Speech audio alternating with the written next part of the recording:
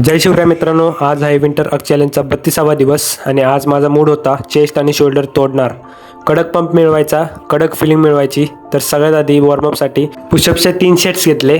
थोडा थोडा घाम येत होता, पण मनात एकच विचार होता, आज तर चेस्ट फाडणार भाऊ.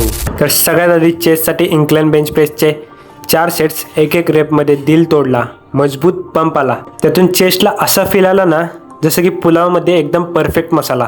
मग नंतरला केबल फ्लायचे 3 सेट्स, लोअर चेस्टला कडक फील आणि त्यात एक सेटमध्ये वायर थोडीशी कट झालेली, पण मी थांबलो नाही. ट्रेनर बोलला, अरे वायर जाते.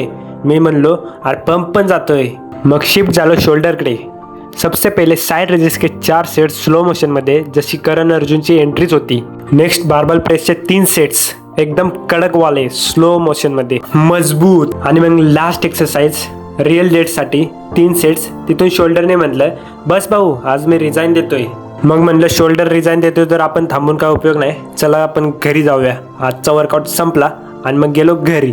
मग घरी जाऊन मम्मीच्या हातचं जेवण एकदम कडकमध्ये, सगळं कसं कडकमध्ये आणि मजबूत झालं पाहिजे. मग नंतर नेहमीप्रमाणे पुस्तक वाचायला बसलो, 48 लॉज ऑफ पॉवर.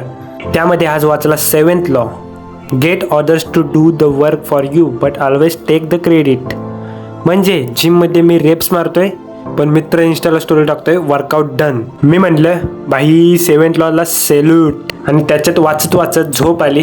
तो आजचा दिवस खतम. चेस्ट पंप, शोल्डर डम, मम्मीच्या आजचं खाणं यम. भेटूया उद्याच्या दिवशी. जय शिवराय.